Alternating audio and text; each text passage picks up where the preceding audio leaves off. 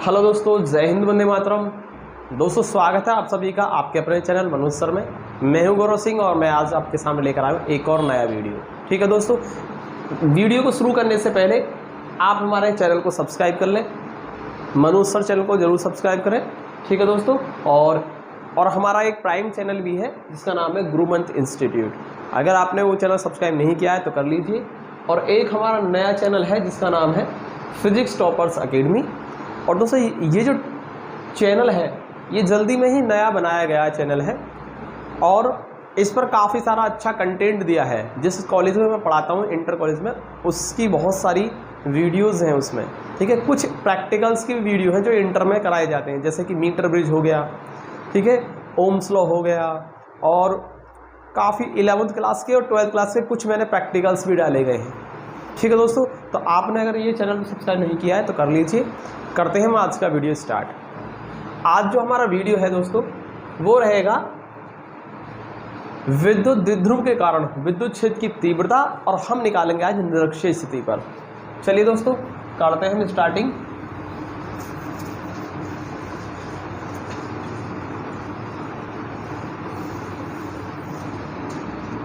क्या निकालेंगे हम? निरक्षीय स्थिति पर निकालेंगे आज।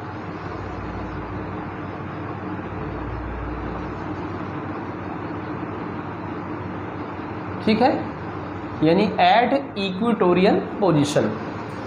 अब देखिए निरक्षीय स्थिति पर निकालना विद्युत द्विध्रुव के कारण। तो देखिए पहले सबसे पहले हम विद्युत द्विध्रुव बना लेते हैं। तो मान लीजिए ये हमारा कोई एक विद्युत द्विध्रुव है ए बी, ठीक है, और इसका मध्य बिंदु है ओ, और माइनस क्यू और प्लस क्यू आवेश से ये मिलकर बना है मध्य बिंदु ओ। और दोस्तों ये दूरी क्या होगी? एल दूरी होगी, और ये दूरी क्या होगी? एल होगी, क्योंकि हम क्या लेते हैं, दोनों आवेशों के बीच की दूरी 2l लेते हैं। ठीक है, तो उस हिसाब से एल हो जाएगी। अब देखिए हम बात करते हैं निरक्षीय स्थिति क्या होती है। निरक्षीय स्थिति क्या होगी? निरक्षीय रेखा पर स्थित कोई भी बिंदु, ठीक है, जिस पर हम तीव्रता निकालेंगे वही हो जाएगी निरक्षीय स्थिति। यानी कहने का मतलब क्या है? निरक्षीय रेखा पर कोई भी बिंदु, ठीक है, या कोई भी स्थिति, उसी को कहेंगे निरक्षीय स्थिति। तो सबसे बड़ी बात कि निरक्षीय रेखा क्या होती है। निरक्षीय रेखा क्या होती है दोस्तों? जब हम 90 डिग्री कोण बनाते हुए मध्य बिंदु से एक सीधी रेखा खींच देते हैं तो ये लाइन ही होती है हमारी निरक्षीय लाइन, यानी कि निरक्षीय रेखा। और इस पर हम किसी भी बिंदु पर चलते हैं। मान लीजिए ये हमारा बिंदु है P, और इस P बिंदु पर ही हम क्या निकाल रहे हैं? तीव्रता निकाल रहे हैं। तो यही हो जाएगी हमारी निरक्षीय स्थिति पर विद्युत क्षेत्र की तीव्रता।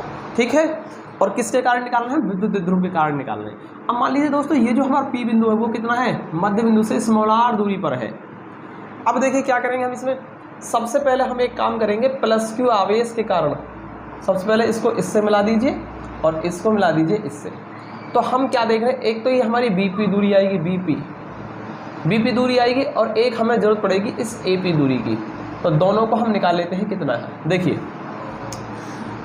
ये आपका एक राइट एंगल ट्राइंगल बन गया आपका, ठीक है, और हमें देखिए इसके हिसाब से देख रहे हैं हम क्या बन रहा है, कर्ण बन रहा है। तो यानी कर्ण निकाल रहे हैं हम। तो कर्ण क्या होता है? अंडर रूट लंब का वर्ग r स्क्वायर और प्लस आधार का वर्ग। आधार है हमारा l, तो l स्क्वायर। ठीक है, इसी तरीके से ये भी सेम आएगा, मैंने इसमें बना दिया। चलिए इसमें देखते हैं, इसमें भी क्या आएगा हमारा r square plus l square ही आएगा। ठीक है, यही आ रहा था ना। क्या आएगा?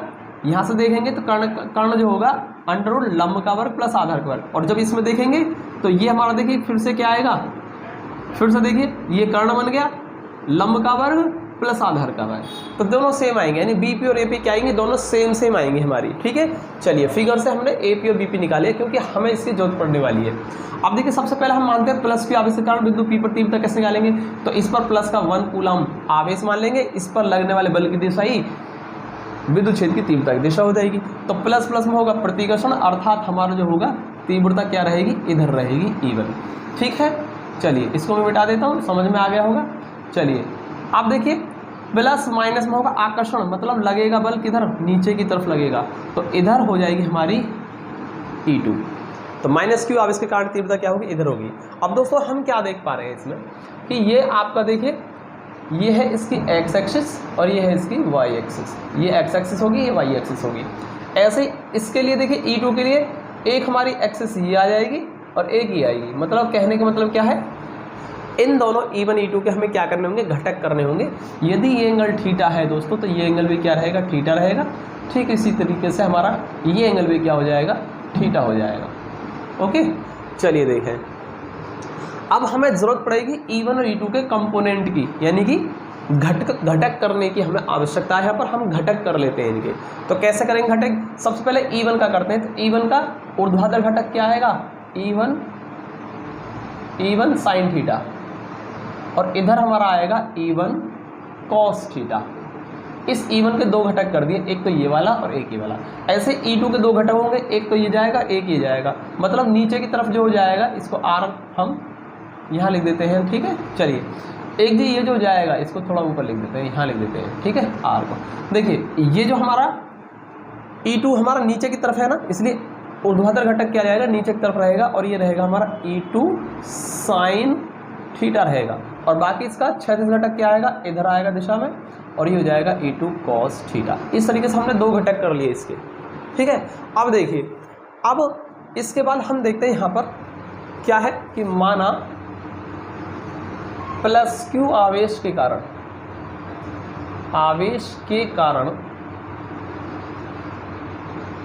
बिंदु P पर तीव्रता क्या है, वो हमने E1 मानी है फिगर में, क्या होगा 1/4πε0, इसको मान लेते हैं K, और क्या होगा Q अपॉन डिस्टेंस का स्क्वायर। डिस्टेंस क्या है, प्लस की वजह से, प्लस Q आवेश की वजह से निकालना है P बिंदु पर, यानी कि आपको जरूरत पड़ेगी BP दूरी की। तो BP का स्क्वायर आएगा, और BP क्या हमारा √R² प्लस L², और इसका हो जाएगा हमारा स्क्वायर। यानी कह सकते हैं हम KQ upon R² plus L² हो गया, क्योंकि यहाँ √ से स्क्वायर कैंसिल हो जाएगा। इसी तरीके से हम मानेंगे माइनस Q आवेश के कारण बिंदु P पर तीव्रता, और वो क्या रहेगी हमारी, सपोज हमने क्या माना है यहाँ पर E2 मान रखा फिगर में, तो इसकी वैल्यू क्या निकलेगी, KQ अपॉन क्या रहेगी, दूरी का वर्ग। दूरी क्या है, देखिए हम माइनस Q आवेश जो कि बिंदु A पर रखा है और P बिंदु पर निकालना है, यानी AP दूरी क्या रहेगा यहाँ पर, AP का स्क्वायर आ जाएगा। ठीक है, और AP हमारा है कितना, हम इसको लिख देते हैं। ठीक है, तो AP कितना है √R² प्लस L², और इसका क्या हो जाएगा, स्क्वायर हो जाएगा, और फिर से स्क्वायर से अंडर रूट कैंसिल हो जाएगा, KQ upon R² plus L² हो जाएगा, और ये होगी हमारी क्या, दूसरी। अब देखिए समीकरण 1 और 2 से देखेंगे हम, समीकरण 1 व 2 से। दोस्तों आप ये मत कहना कि हम माइनस Q आवेश के कारण करेंगे तो इसमें माइनस लगाएंगे, ठीक है वो बात ठीक है, आप ये लगाएंगे, लेकिन मैंने क्या निकाला है, मान लीजिए मैं क्या निकाल रहा हूँ, प्लस Q आवेश के कारण बिंदु P पर विद्युत क्षेत्र की तीव्रता का परिमाण निकाल रहा हूँ मैं। ठीक है, तो परिमाण जब हम करते हैं ना, परिमाण लेते हैं तो वहाँ पर प्लस माइनस की आवश्यकता नहीं होती, यानी कि नेगेटिव वैल्यू भी परिमाण लेने के बाद क्या हो जाती है, पॉजिटिव हो जाती है। तो इसलिए मैं क्या कह रहा हूँ कि ध्यान से सुने, मैंने लिखा है इसमें प्लस Q आवेश के कारण बिंदु P पर तीव्रता, ठीक है, लेकिन तीव्रता नहीं है, तीव्रता का परिमाण है ये। ठीक है, ओके, ऐसे हमने माइनस Q आवेश के कारण बिंदु P पर तीव्रता का परिमाण लिया है। ओके, और ये आएगा इतना। ठीक है, दोनों पॉजिटिव आ गई। अब समीकरण 1 और 2 से हम क्या देख रहे हैं, E1 और E2 क्या आ रही है, बराबर आ रही है, KQ upon R² plus L², same ये आ रही है। तो इसका मतलब क्या हुआ, समीकरण 1 और 2 से E1 बराबर हो गया E2। ठीक है, इतना आपको क्लियर हुआ। जब E1 और E2 बराबर हो गए, अब हमारे देखिए जो घटक बने हैं E1 और E2 के 4 घटक बन गए, E1 sine theta, E2 sine theta, E1 cos theta, E2 cos theta. अब इन चारों का परिणामी ही होगा बिंदु P पर विद्युत क्षेत्र की तीव्रता। ठीक है, तो अब हमें इन चारों घटकों का परिणामी लेना है, लेकिन हम क्या देख रहे हैं कि E1 और E2 क्या है, परिमाण में बराबर है, यानी E1 E2 परिमाण बराबर हो गए। इसका मतलब E1 साइन थीटा और E2 साइन थीटा क्या हो गए, आपस में बराबर हो गए। परंतु हम क्या देख रहे हैं, विपरीत भी हैं, तो ये E1 साइन थीटा और E2 साइन थीटा आपस में बराबर है। ठीक है, और परंतु क्या है, विपरीत है, तो इसलिए एक दूसरे के प्रभाव को क्या कर देंगे, खत्म कर देंगे। दोस्तों हम भी जानते हैं ये, हम क्या जानते हैं कि मान लीजिए दो सदिश राशियां क्या हो, एक दूसरे के विपरीत आ रही हो, तो क्या निकलता परिणामी कैसे निकलता, हमेशा घटा करके। आप इसमें से इसको घटाएंगे, कैंसिल हो जाएगा, क्योंकि दोनों सेम सेम है। ठीक है, तो इसमें से ये घटेगा तो भी कैंसिल हो जाएगा। या फिर आप ध्यान रखिए सीधे सीधे कि जब दो परिमाण बराबर और विपरीत हों, ठीक है, भौतिक राशियाँ। तो कहने का मतलब क्या हो जाएगा, वो एक दूसरे के प्रभाव को खत्म कर देंगी, निरस्त कर देंगी। तो E1 sin थीटा से E2 sin थीटा कैंसिल हो गया, बचा हमारा E1 cos थीटा और E2 cos थीटा। इन दोनों का परिणामी ही होगा बिंदु P पर परिणामी विद्युत क्षेत्र की तीव्रता। ठीक है, अब देखिए दोनों क्या है, एक दिशा में है, ये कैंसिल नहीं होंगी क्योंकि एक दिशा में जुड़ जाएंगी। तो हमारा परिणामी जो तीव्रता आएगी, हम लिखेंगे बिंदु P पर परिणामी तीव्रता क्या रहेगी, वो E मान लेते हैं उसको, तो वो E1 cos theta plus E2 cos theta हो जाएगी। ठीक है, इतना आपको समझ में आ रहा होगा। चलिए इसके बाद मैं यहाँ से रफ करके इसको यहाँ से करने की कोशिश करता हूँ। देखिए E बराबर, देखिए E1 cos theta E2 cos theta, लेकिन हमारा E1 और E2 तो बराबर है, तो इसलिए E2 को हटाकर E1 लिख सकते हैं ना। तो ये हमारा हो जाएगा E1 cos theta plus E1 cos theta, और इसको लिख देंगे रीज़न इसका कि हम जानते हैं कि E1 बराबर क्या है, E2 है, इसलिए हमने E2 को हटा के E1 लिख दिया। आप चाहे तो E1 को हटा के E2 भी लिख सकते हैं। तो हमारा E क्या जाएगा, 2E1 cos थीटा हो जाएगा, और इसको मान लेते हैं इक्वेशन नंबर 3। अब देखिए यहाँ पर हमें E1 की वैल्यू दे रखी है, ये रही, ये वैल्यू E1 की, इसको तो यहाँ रख देंगे। बाकी बात करते हैं इसमें cos थीटा की। तो cos थीटा हम किससे निकालेंगे, फिगर से निकालेंगे। यहाँ लिखेंगे हम चित्र से। देखिए क्या होगा, चित्र में कौन सा लेते हैं, चित्र से, और क्या लेते हैं इसमें, त्रिभुज ले लेते हैं। कौन सा, आप ये वाला ले लीजिए POA में। देखिए क्या है, हम यहाँ से लेंगे cos थीटा, क्या लेंगे हम, cos थीटा, और cos थीटा क्या होता है, cos आधार बटे कर्ण, तो आधार क्या हमारा L, भाई इस त्रिभुज के लिए ये आधार होगा L, और कर्ण क्या होगा इसका 90 के सामने, यानी कि ये हो जाएगा ये वाला। ठीक है, और ये जो क्या है हमारा AP है, और AP हमने क्या बताया था आपको, ये था हमारा AP, और ये क्या था under root R² plus L² था। ठीक है भाई, ये कर्ण है ना, कर्ण कितना आया था हमारा AP, यही तो आया था under root R² plus L², तो हमने इसको लिख दिया है। तो cos थीटा की वैल्यू आ गई। अब इसको उठा करके, या इसको चाहे तो आप ऐसा कर सकते हैं, L बराबर R² प्लस L² की पावर क्या कर दें आप, इसको हाफ कर दें, 1/2, अंडर रूट का मतलब पावर 1/2। इसको उठा करके यहाँ लिख देंगे, समीकरण 3 से आ जाइए। अब मैं इसको रफ कर देता हूँ यहाँ से, तो समीकरण 3 से देखेंगे।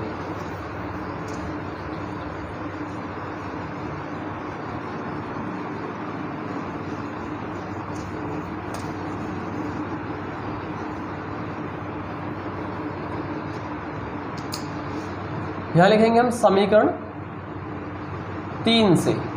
ठीक है, देखिए क्या है, E बराबर 2E1, E1 की वैल्यू मैंने अभी मिटाई है, क्या थी KQ upon R² plus L², यही तो थी। ठीक है, और क्या है cos थीटा की वैल्यू हमारी ये रही, क्या है L upon R² plus L² की पावर हाफ। अब यहाँ से हम देखेंगे इसको कि K और 2QL, इसको कर दिया हमने एक तरफ, 2QL, भाई K वाला 2QL ही हो गया। आप देख रहे हैं R² plus L² plus L², तो इसकी टोटल पावर कितनी हो जाएगी। देखिए यहाँ पर पावर 1 है और यहाँ हाफ, यानी एक पावर ये, आधी पावर ये, एक और आधा 1.5 हो गया। ठीक है, 1.5 का मतलब 3/2। ओके, आप चाहे तो वैसे जोड़ दीजिए, तो 1 में आप 1/2 को ऐड करेंगे तो 2 और 1 3/2 ही आएगा। ठीक है, तो इसलिए हमने डायरेक्ट कर दिया है इसको। ओके, अब देखिए ये जो वैल्यू लिखी हुई है 2QL, ये क्या है, विद्युत द्विध्रुव का आघूर्ण है। तो यहाँ लिखेंगे हम E बराबर KP upon R² plus L² की पावर 3/2। ठीक है, और यहाँ लिख देंगे हम रीज़न इसका, P बराबर Q × 2L विद्युत द्विध्रुव का आघूर्ण है, इसलिए हमने इसको रख दिया इसकी जगह पे। और थोड़ा सा रफ करके हम और सॉल्व करते हैं इसको। नीचे क्या रहेगा, देखिए E बराबर K, इसमें हम एक चीज़ मानते हैं, इसमें L क्या है, पहली वाली कंडीशन जो पिछले डेरिवेशन कराई थी, L क्या है, R से छोटा है, L छोटा है R से, अतः हम क्या कर सकते हैं, L² को छोड़ सकते हैं। लिख दीजिए L² को छोड़ने पर क्या रहेगा, E बराबर हो जाएगा के पी अपॉन आर स्क्वायर की पावर 3/2 और 2 से 2 कैंसिल हो जाएगा और यहाँ हो जाएगा E बराबर के पी अपॉन आर की पावर 3।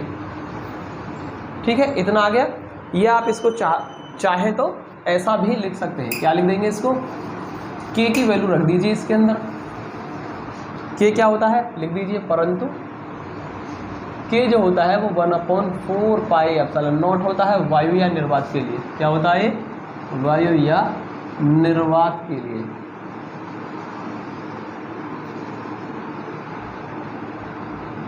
ठीक है, तो यहाँ पर जैसे के की वैल्यू रखेंगे तो क्या हो जाएगा, E बराबर 1/4 पाई एप्सिलॉन नॉट और P की वैल्यू क्या है, P हो जाएगा P अपॉन आर की पावर 3। ये हो गया इसका। ठीक है, और ये क्या हो जाएगी, तीव्रता है तो न्यूटन पर कूलम हो जाएगी। तो उम्मीद करता हूँ आपको डेरिवेशन क्लियर हुआ होगा, कोई दिक्कत नहीं है इसमें, बहुत ही सिंपल डेरिवेशन है। ठीक है, उम्मीद करता हूँ आपको समझ में आया होगा, कोई ऐसी दिक्कत ही नहीं है इसमें। और अगर कोई दिक्कत है तो आप वीडियो को पीछे दोबारा से देखिए, दोबारा से स्टार्ट कीजिए और फिर देखिए, ध्यान से देखिए, डेडिकेशन के साथ देखिए, बिल्कुल समझ में आएगा। ठीक है, चलिए अब एक काम कर लेते हैं हम। एक तो हमने अक्षीय स्थिति पर और दूसरा हमने निरक्षीय स्थिति पर, दोनों निकाल दिए और दोनों को रिजल्टों को देखिए क्या है और उन दोनों में क्या निकालेंगे, तुलना करेंगे। देखिए अक्षीय स्थिति पर क्या था, अक्षीय स्थिति पर क्या आई थी, विद्युत क्षेत्र की तीव्रता E बराबर आई थी हमारी 1/4 पाई एप्सिलॉन नॉट, क्या था 2p अपॉन आर की पावर 3। और निरक्षीय पे क्या आई है, निरक्षीय स्थिति पर, और ध्यान रखना ये किसके कारण है, विद्युत द्विध्रुव के कारण है। तो मैं शॉर्ट में लिख रहा हूँ, समझ जाएंगे आप। क्या है 1/4 पाई एप्सिलॉन नॉट, क्या है p अपॉन आर की पावर 3 है। इसको मैं क्या बोलता हूँ, अक्षीय स्थिति पर हम लेते हैं। ठीक है, इसको मैं मान लेता हूँ, इसको E डैश मान लेते हैं। चलो ठीक है, निरक्षीय पर E डैश मान लिया, इसको E मान लिया। अब देखिए दोनों में हम तुलना कर रहे हैं, तुलना के लिए क्या करेंगे हम, E अपॉन E डैश कर देते हैं, दोनों की तुलना कर देते हैं। क्या हो जाएगा 1/4 pi epsilon naught 2p upon r की पावर 3 और इधर हो जाएगा 1/4 पाई एप्सिलॉन नॉट, क्या हो जाएगा p अपॉन आर की पावर 3। आप देख रहे हैं ये कैंसिल हो गया, p से p कैंसिल हो गया, आर की पावर 3 से आर की पावर 3 कैंसिल हो गया। तो E अपॉन E डैश की जो वैल्यू आ गई वो क्या आ गई, सीधे सीधे हम देख पा रहे हैं 2 आ गई। और यहाँ से हमारा E की वैल्यू क्या आएगी, 2E डैश होगी। मतलब क्या हुआ इसका, E क्या है, अक्षीय स्थिति पर तीव्रता। अक्षीय स्थिति पर जो तीव्रता होती है, ठीक है, वो क्या होती है, निरक्षीय स्थिति पर जो तीव्रता होती है उसके दोगुने के बराबर होती है। तो डायरेक्ट इसका यूज़ आप क्वेश्चन के अंदर भी कर सकते हैं। मान लीजिए आपको निरक्षीय स्थिति पर विद्युत क्षेत्र की तीव्रता दे रखी है, अक्षीय स्थिति पर पूछी गई है, तो आप क्या करेंगे, निरक्षीय स्थिति में 2 से मल्टीप्लाई कर देंगे, निरक्षीय स्थिति पर 2 से गुणा कर देंगे, अक्षीय स्थिति पर तीव्रता निकल जाएगी। ठीक है, क्लियर है, कोई दिक्कत तो नहीं। चलिए, तो इस रिजल्ट का भी यूज़ हम कर सकते हैं, न्यूमेरिकल आ जाता है। ठीक है, तो आप ध्यान रखेंगे इस चीज़ का। ओके, और ऐसा भी हो सकता है अक्षीय स्थिति पर तीव्रता का मान दे रखा हो, निरक्षीय पर निकलवाया हो, तो आप क्या कर देंगे, 2 को नीचे कर देंगे, हाफ कर देंगे, उसका खत्म कहानी हो गया। ठीक है, तो इस तरीके से क्वेश्चन अगर घुमाने के लिए आ जाए तो आप कर सकते हैं। चलिए दोस्तों, ये हमने यहाँ तक कराया और हमारा एक और डेरिवेशन बचता है जिसका नाम है एक समान विद्युत क्षेत्र में विद्युत द्विध्रुव को घुमाने पर विद्युत द्विध्रुव पर बलागुण। ठीक है, यानी कह सकते हैं कि एक समान विद्युत क्षेत्र में विद्युत द्विध्रुव पर बलागुण कैसे निकाला जाएगा उसको और देख लेते हैं हम अभी। तो ये है हमारा अगला टॉपिक, एक समान विद्युत क्षेत्र में विद्युत द्विध्रुव पर बलागुण, यानी इसको इंग्लिश में क्या बोलेंगे, torque on A electric dipole in a uniform electric field.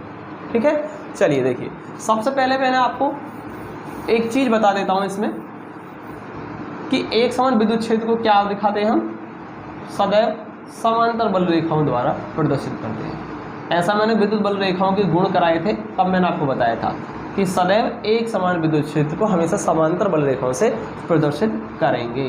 तो ये क्या है, विद्युत क्षेत्र है, एक समान विद्युत क्षेत्र। ठीक है, चलिए, और क्या है, विद्युत द्विध्रुव पर बलागुण निकालने। तो सबसे पहले एक विद्युत द्विध्रुव लेना होगा हमें। तो मान लीजिए ये क्या है, हमारा विद्युत द्विध्रुव है, ये रहा, और ये विद्युत द्विध्रुव है जो कि -q और +q आवेश से मिलकर बना है।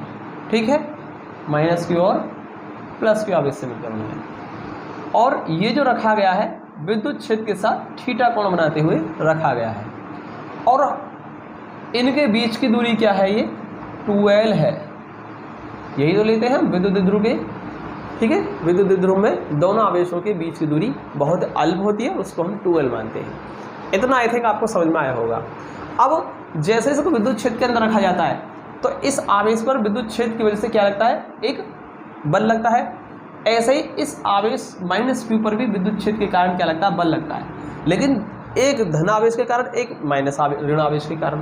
तो होगा ये, इस एक बल की दिशा और दूसरे बल की दिशा दोनों क्या होंगे, एक दूसरे के विपरीत हो जाएंगी। ठीक है, तो दोनों आवेशों की वजह से, यानी तीव्रता की वजह से दोनों आवेशों पर लगने वाले बल की दिशा जो होंगी क्या होंगी, बराबर तो होंगी, परंतु क्या होंगी, विपरीत होंगी। और जब किसी वस्तु पर बराबर और विपरीत बल लग रहे होते हैं तो वहाँ सदैव एक बलाघूर्ण का निर्माण होता है। देखिए कैसे, जैसे मान लीजिए ये है आपका कोई, ठीक है, द्विध्रुव है, इस पर बल लग रहा है ऊपर की तरफ और इस पर लग रहा है नीचे की तरफ। देखिए, तो आप इसको देखिए, ऊपर बल लगाइए, इसको नीचे लगाइए, तो ये ऐसे घूम जाएगा। तो घूम रहा है ना, तो बलाघूर्ण क्या करता है, सदैव किसी वस्तु को घुमा देता है। ओके, चलिए आगे देखेंगे। इस पर जो बल लगेगा वो कैसे लगेगा, इस दिशा में बल लगेगा, यानी कि F1 बराबर कितना हो जाएगा, QE हो जाएगा।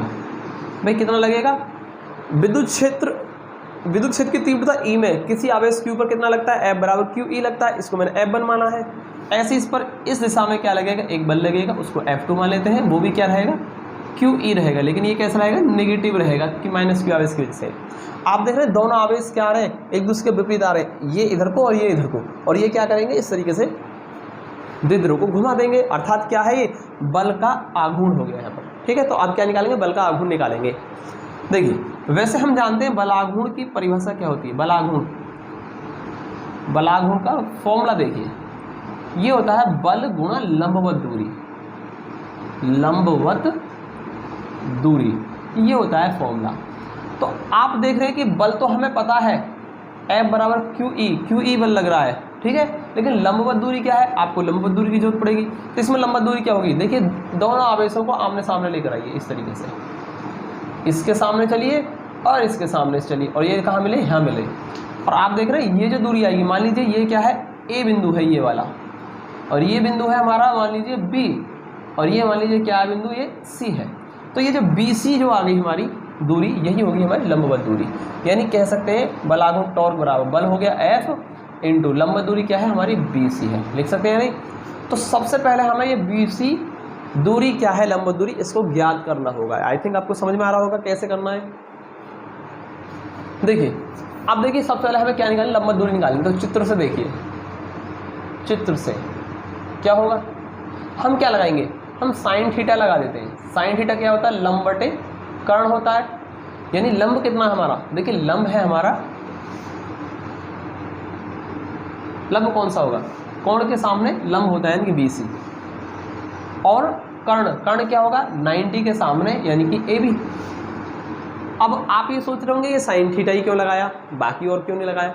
देखिए, हमको जरूरत क्या है, लंबवत दूरी BC की, और BC इसके हिसाब से क्या होगा, फिगर के हिसाब से ये लंब होगा, यानी हमको लंब निकालना है। और बाकी इसमें एक साइड क्या दे रखी है, आपको कर्ण दे रखी है, तो लंब निकालना और कर्ण हमको दे रखा है। तो लंब और कर्ण किस में आते हैं, साइन में आते हैं, ये कोसेक में भी आते हैं। तो कोसेक भी चाहे तो आप कोसेक थीटा से निकाल दीजिए, कर्ण बटे लंब हो जाएगा, उससे भी सेम रिजल्ट मिलेगा आपको। ठीक है, तो आप वहां से लगा सकते हैं, क्योंकि लंब निकालना और कर्ण आपको दे रखा है। तो लंब और कर्ण दो ही चीज़ों में आता है, या तो साइन में आता है या कोसेक में आता है, और दोनों में से किसी को भी यूज़ करके आप यहाँ से BC को निकाल सकते हैं। अब तो क्लियर हो गया ना, हम साइन ही क्यों ले रहे हैं, आप चाहे तो कोसेक भी ले सकते हैं, बाकी और किसी से नहीं आने वाला। ठीक है, चलिए, साइन थीटा BC की वैल्यू हमें निकालनी है, लंब है हमारी, लंबवत दूरी है ये, और AB क्या है, AB है हमारा 2L, और यहाँ से हमारा BC निकल गया 2L साइन थीटा। तो ये लंबवत दूरी BC निकल गई, यहाँ लिख सकते हैं लंबवत दूरी, लंबवत दूरी। ठीक है, लंबवत दूरी BC बराबर 12 सेंटीमीटर। अब आप क्या लगा दें, अब आपको निकालना है बल आघूर्ण, बल आघूर्ण निकालना है ना, तो फॉर्मूला लगा दीजिए, बल गुणा लंबवत दूरी, लंबवत दूरी। चलिए बल आघूर्ण को टॉर्क से प्रदर्शित करते हैं, बल कितना है F है और लंबवत दूरी हमारी BC है, और यहाँ से टॉर्क बराबर कितना हो जाएगा, F बराबर QE है और BC क्या है हमारा 2L sin theta, 2L sin theta. चलिए इसके बाद हम यहाँ करते हैं, देखिए आप देख रहे हैं यहाँ पर Q इंटू 2L, ये क्या बन गया, विद्युत द्विध्रुव का आघूर्ण बन गया, और इसको हम किससे प्रदर्शित करते हैं, P से प्रदर्शित करते हैं। तो यहाँ पर आप टॉर्क बराबर क्या लिख सकते हैं, Q इंटू 2L को P बना दीजिए, और बच गया आपका E और हो गया आपका साइन थीटा, और यहाँ लिख देंगे इसका रीज़न कि हमारा P क्या होता है, Q इंटू 2L होता है, जो कि क्या है, द्विध्रुव का आघूर्ण है। तो टॉ बराबर PE साइन थीटा, ये क्या हो गया हमारा, ठीक है, फाइनल रिजल्ट हो गया। तो एक समान विद्युत क्षेत्र में द्विध्रुव को जब रखा जाता है तो उस पर सदैव एक बलाघूर्ण कार्य करता है, और उसका मान कितना होता है, PE साइन थीटा होता है। अब यहाँ पर साइन थीटा, थीटा की पोजीशन को चेंज कर करके हम अलग अलग रिजल्ट निकाल सकते हैं। तो सबसे पहले हम क्या लेते हैं कि थीटा इक्वल टू 0 है, ठीक है, विशेष स्थितियों की बात करेंगे हम, ठीक है। तो विशेष स्थितियाँ लेते हैं हम, ठीक है, एंगल को चेंज कर करके हम विशेष स्थितियाँ निकालेंगे। देखिए वैसे हम क्या जानते हैं कि किसी भी द्विध्रुव को, किसी भी विद्युत द्विध्रुव को जब किसी एक समान विद्युत क्षेत्र में रखा जाता है तो उस पर सदैव एक बलाघूर्ण कार्य करता है, जिसका मान कितना होता है, इतना। लेकिन दोस्तों जरूरी नहीं है कि हर स्थिति में बलाघूर्ण कार्य ही करे, कुछ स्थितियां ऐसी भी होती है जहां पर बलाघूर्ण का मान 0 भी होता है, मतलब उसका कोई बलाघूर्ण नहीं कार्य कर रहा होता है, और ये विद्युत क्षेत्र के अंदर रखा भी होता है, ठीक है। तो देखिए इसी चीज़ को हम देखने की कोशिश करेंगे। पहला, यदि थीटा बराबर क्या है, 0 है, थीटा 0 का मतलब समझ गए आप, जैसे ये एंगल क्या था, थीटा था, और इसको कर दिया 0, इसका मतलब क्या है, विद्युत क्षेत्र के समांतर हो गया, यानी द्विध्रुव कैसे रखा, विद्युत क्षेत्र के समांतर रखा है, अर्थात विद्युत द्विध्रुव विद्युत क्षेत्र के क्या है, समांतर है। तो इस स्थिति में बलाघूर्ण कितना होगा, PE और साइन हो जाएगा थीटा 0, और साइन 0 की वैल्यू क्या होती है, 0, तो टॉर्क बराबर क्या हो गया, 0 हो गया है। या तो कोई बलाघूर्ण कार्य नहीं करेगा, या बलाघूर्ण का मान क्या होगा, बहुत ही मिनिमम होगा, ना के बराबर होगा, न्यूनतम होगा, ठीक है। तो इसको न्यूनतम कर सकते हैं या कह सकते हैं ना के बराबर, ठीक है, 0। ओके, तो देखिए अभी हम क्या कह रहे थे कि सदैव एक बलाघूर्ण कार्य करता है जब द्विध्रुव को विद्युत क्षेत्र के अंदर रख दिया जाता है। लेकिन दोस्तों जब आपने समांतर रखा है विद्युत क्षेत्र के साथ तो इस पर कोई बलाघूर्ण कार्य नहीं करता है, तो ऐसी पोजीशन आई नहीं, ठीक है, क्लियर है इतना। चलिए दूसरी पोजीशन लेते हैं हम इसकी, कि यदि थीटा बराबर क्या है, 90 है, यदि थीटा बराबर 90 हो जाएगा तो टॉर्क बराबर कितना हो जाएगा, PE साइन 90, और साइन 90 की वैल्यू क्या होती है, 1, तो टॉर्क बराबर कितना हो गया, PE हो गया, और इसमें से साइन वाला टर्म खत्म हो गया, मतलब ये क्या आ गई, मैक्सिमम आ रही है वैल्यू, क्या होगी, मैक्सिमम। यानी कहने का मतलब क्या हुआ कि जब थीटा क्या है, 90 मतलब विद्युत क्षेत्र ऐसे है और आपने द्विध्रुव रखा है ऐसे, यानी कि एक दूसरे के लंबवत रखा है, लंबवत मतलब 90 डिग्री कोण बनाते हुए, ठीक है। तो इस स्थिति में सबसे ज़्यादा बलाघूर्ण लग रहा होता है इस पर। ओके, तो चलिए इसमें लेते हैं हम तीसरी स्थिति, कि यदि थीटा बराबर क्या है, 180, तो फिर क्या होगा, टॉर बराबर PE साइन 180 हो जाएगा, और साइन 180 वैल्यू क्या आती है, माइनस, साइन 180 की वैल्यू 0 होती है, तो टॉर्क बराबर PE इंटू 0, यानी फिर से टॉर्क बराबर क्या आ गया, 0 आ गया, मतलब मिनिमम। तो यहाँ पर हम क्या देख पाए कि 180, यानी पहले क्या कैसे रखा था आपने, ऐसे, यहाँ पर कोई बलाघूर्ण नहीं, ठीक है, बलाघूर्ण का मान 0, फिर मैक्सिमम हो गया, और फिर आपने ऐसे कर दिया 180, तो फिर से क्या होगा, 0 हो गया। अब इस चीज़ से आप क्या समझ पा रहे हैं, देखिए 3 स्थितियों पर निकाला, बाकी स्थिति पर आप खुद निकाल सकते हैं। कैसे, जब समांतर रखा होता है तो कोई बलाघूर्ण नहीं लग रहा होता है, और धीरे धीरे बलाघूर्ण का मान बढ़ता जाएगा, बढ़ता जाएगा, बढ़ता जाएगा, और यहाँ सबसे अधिक बलाघूर्ण कार्य करेगा, और फिर आप 90 से जब ऊपर चलेंगे तो ये फिर से घटना स्टार्ट कर देगा, क्योंकि अब आप देख रहे हैं ये फिर से समांतर होने की कोशिश कर रहा है विद्युत क्षेत्र में। तो जब समांतर होने की कोशिश करेगा, घटता जाएगा, घटता जाएगा, घटता जाएगा, और यहाँ का बिल्कुल नगण्य, यानी कि बिल्कुल मिनिमम हो जाएगा, न्यूनतम, ठीक है, यह हो सकता है 0 हो गया।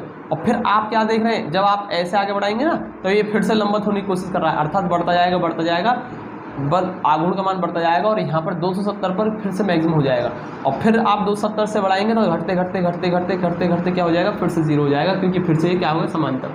यानी जब भी ये समांतर होता है, या ऐसे हो या ऐसे हो, सबसे कम वाला आघूर्ण लगता है, और जब ये लंबवत हो, इस स्थिति में हो या इस स्थिति में हो, कैसे भी हो, अर्थात यहाँ पर क्या होता है, बलांक मान सबसे अधिक होता है। ठीक है, तो आई थिंक आपको इतना समझ में आया होगा, मैंने फिगर से समझाने की कोशिश की है, तो उम्मीद करता हूँ आपको समझ में आया होगा। इस वीडियो में केवल इतना ही। अगली वीडियो में गॉस की प्रमेय और उसके अनुप्रयोगों को लेकर आऊँगा, विद्युत फ्लक्स की हम बात करेंगे। ठीक है, मिलते हैं अगले वीडियो में, तब तक के लिए जय हिंद, वंदे मातरम।